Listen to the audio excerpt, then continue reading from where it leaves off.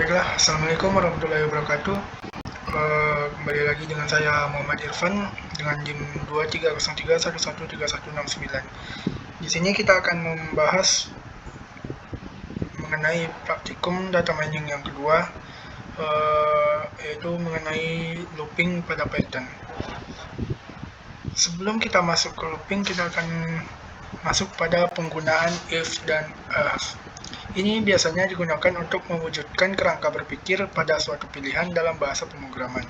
Jika dibandingkan dengan software lain, sebenarnya penggunaan if dan else di Python tidak ada perbedaan yang signifikan. Untuk analogi penggunaannya, pada penggunaan if, jika sesuatu memenuhi suatu kondisi, maka lakukanlah A. Namun jika tidak, maka tidak terjadi apa-apa. Untuk pada penggunaan if dan else, jika sesuatu memenuhi suatu kondisi, maka lakukanlah A. Namun jika tidak terpenuhi, maka lakukanlah B. Dan analogi pada penggunaan if, elif, dan else. Elif merupakan singkatan dari else if di Python. Untuk analoginya, jika sesuatu memenuhi suatu kondisi, maka lakukanlah A. Jika tidak, lakukanlah pengecekan pada kondisi berikutnya, yaitu jika memenuhi, lakukanlah B. Jika tidak, maka lakukanlah C. Berikutnya kita masuk ke struktur if dan else. Yang pertama, pada struktur if digunakan untuk menjalankan perintah jika kondisi terpenuhi atau true. Jika kondisi tidak terpenuhi, tidak ada aksi yang akan dilakukan. Untuk struktur if dan else digunakan untuk membuat dua cabang logika. Jika kondisi benar, maka akan menjalankan aksi yang pertama. Jika kondisi salah, maka akan menjalankan aksi yang kedua. Yang ketiga yaitu struktur if, elif, dan else. Ini digunakan ketika ada lebih dari satu kondisi yang ingin diperiksa. Kondisi yang dicek secara berurutan dari atas ke bawah. Jika kondisi pertama benar, maka akan menjalankan aksi pertama. Jika tidak, akan mengecek kondisi berikutnya. Jika semuanya salah, maka akan menjalankan aksi default.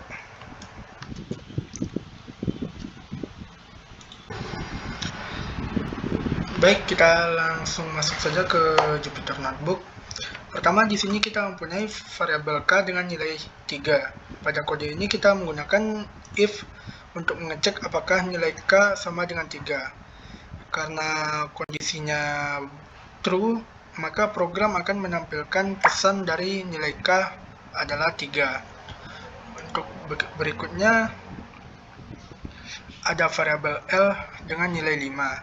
Di sini kita menggunakan if dan else karena nilai L adalah 5 dan kondisi if tidak terpenuhi karena di sini if L sama dengan 6, maka akan dijalankan kondisi else yang mana program akan menghasilkan nilai dari L bukan 6. Berikutnya, di sini kita mempunyai variabel P dengan nilai 2. Di sini kita membuat 3 kondisi yang dicek secara berurutan. Pertama, program mengecek apakah P sama dengan 5 dan jika benar akan menampilkan pesan nilai P adalah 5. Kemudian kondisi elif yaitu apakah P lebih besar dari 5 dan jika benar maka akan menampilkan pesan nilai dari P lebih besar dari 5. Kemudian ada kondisi berikutnya yaitu else, maka akan menghasilkan nilai dari P lebih kecil dari 5. Dan karena P adalah 2, maka program menghasilkan nilai dari P lebih kecil dari 5. Berikutnya kita akan mencoba untuk penggunaan if secara bertingkat. Pada contoh ini kita mempunyai variabel J dengan nilai 4. Pertama, program akan mengecek apakah J kurang dari 7. Jika benar, maka program akan menampilkan nilai J kurang dari 7. Setelah itu, masih di dalam program if yang sama, akan ada lagi pengecekan dari if yang mana program akan mengecek apakah J lebih dari 2. Jika J lebih dari 2 akan menampilkan pesan nilai J kurang dari 7 dan lebih dari 2. Namun, jika kondisi tidak terpenuhi, maka akan menampilkan nilai J kurang dari 7 dan kurang dari 2. Karena nilai J adalah 4, maka kondisi ini benar sehingga muncul pesan nilai J kurang dari 7 dan lebih dari 2. Baiklah, selanjutnya kita akan masuk ke looping yang pertama, yaitu while. While digunakan ketika kita ingin melakukan perulangan selama suatu kondisi masih bernilai benar. Selama syarat atau kondisi yang ditetapkan masih terpenuhi, maka perulangan akan terus berjalan. Struktur ini digunakan untuk proses yang membutuhkan jumlah iterasi yang dinamis. Itu kita tidak menentukan secara pasti berapa kali perulangan terjadi, tapi bergantung pada kondisi yang dicek di dalam program.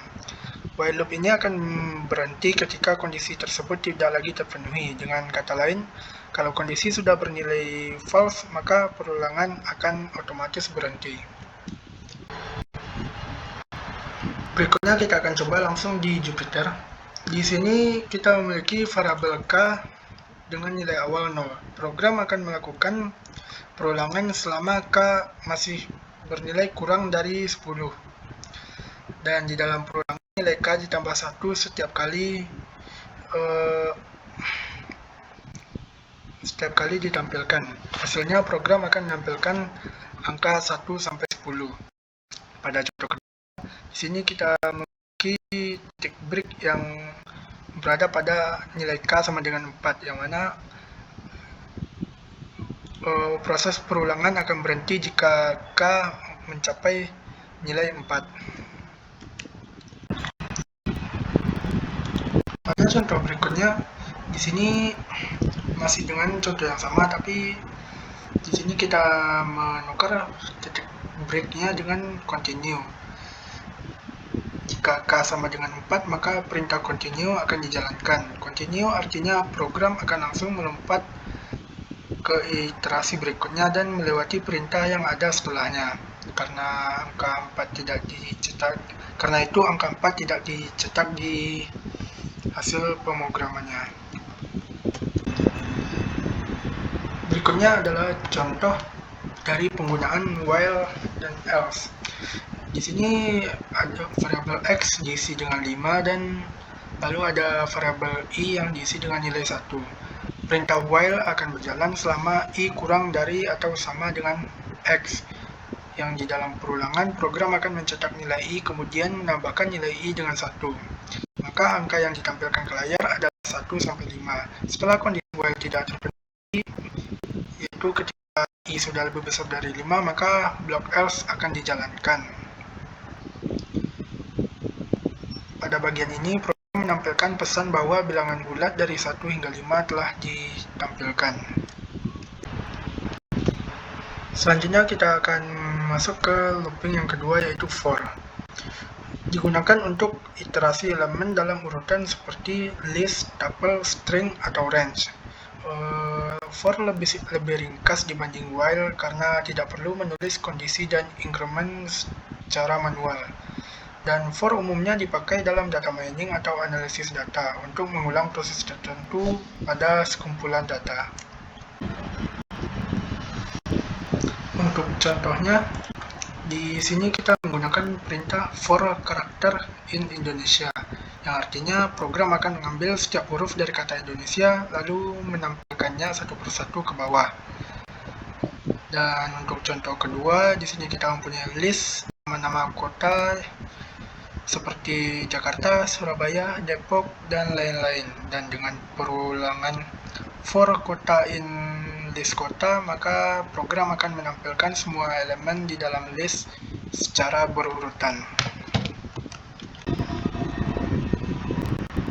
Baik, berikutnya ini adalah contoh dari penggunaan for pada tuple. Di sini kita membuat tuple berisi nama buah lalu menggunakan perulangan for untuk menampilkan setiap buah satu persatu. Dan pada contoh kedua ini kita menggunakan for I in range 5 untuk mencetak teks perulangan dari 0 sampai 4.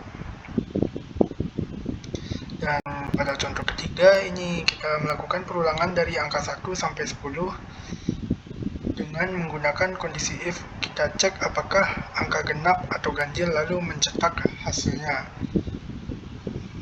Seperti ini. Baiklah, kita masuk ke fungsi pada Python. Fungsi di Python dibuat dengan keyword def. Diikuti nama fungsi lalu tanda kurung yang berisi parameter. Misalnya fungsi sapa hanya menampilkan teks, sedangkan sapa underscore nama menerima parameter nama. Kita juga bisa membuat fungsi yang mengembalikan nilai menggunakan return. Contohnya fungsi tambah yang menjumlahkan 2 angka. Fungsi memudahkan kita menulis kode agar lebih rapi, efisien, dan bisa digunakan berulang kali. Di sini kita membuat fungsi luas segitiga dengan parameter alas dan tinggi. Pada fungsi pertama, hasil perhitungan luas ditampilkan langsung dengan perintah print. Saat kita panggil dengan nilai alas 5 dan tingginya 6, maka akan menghasilkan 15 pada hasil pemrograman. Pada fungsi kedua, kita menggunakan return untuk mengembalikan nilai luas. Dengan cara ini, nilai hasil perhitungan bisa disimpan ke variabel atau sesuai kebutuhan. Jadi, perbedaan utamanya print hanya menampilkan hasil, sedangkan return mengembalikan nilai agar bisa dipakai lagi. Sekian materi singkat dari saya. Selanjutnya kita akan masuk pada sesi latihan. Di sini terdapat 4 soal yang akan kita kerjakan.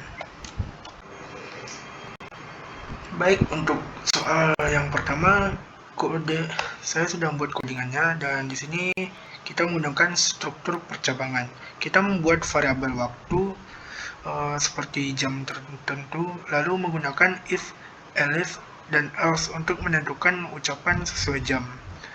Seperti jam 3 sampai jam 11.59 itu selamat pagi, lalu jam 12 sampai 15 itu selamat siang, lalu jam 15 sampai 18 itu selamat sore, dan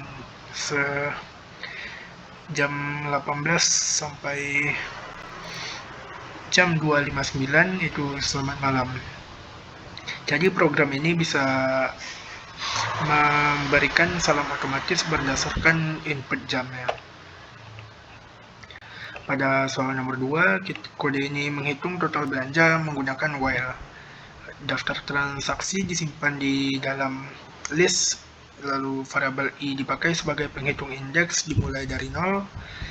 Selama i masih lebih kecil dari panjang list, program akan menjumlahkan semua nilai. Dan hasil akhirnya adalah total seluruh tagihan belanja, yaitu Rp553.000. Pada soal nomor 3 ini tetap soal yang sama seperti nomor 2, tapi kita menggunakan for. For lebih sederhana dibanding while karena langsung menelusuri setiap item dalam list. Jadi kita tinggal tulis for harga intransaksi titik 2 total plus sama dengan harga. Lalu outputnya sama 553.000. Dan pada soal nomor 4, di sini kita membuat fungsi untuk menghitung berbagai bangun datar dan bangun ruang, yang mana luas persegi ini sisi kali sisi, sengkala lingkaran yaitu pi kali jari-jari, luas trapesium a tambah b kali tinggi per 2, lalu kubus sisi pangkat 3, dan lalu balok yaitu panjang kali lebar kali tinggi. Dan dengan fungsi ini kita tinggal memanggil nama fungsi dan memasukkan nilai, maka otomatis akan keluar hasil perhitungan. Nah, sekian dari saya. Mohon maaf apabila ada salah kata. Wassalamualaikum warahmatullahi wabarakatuh.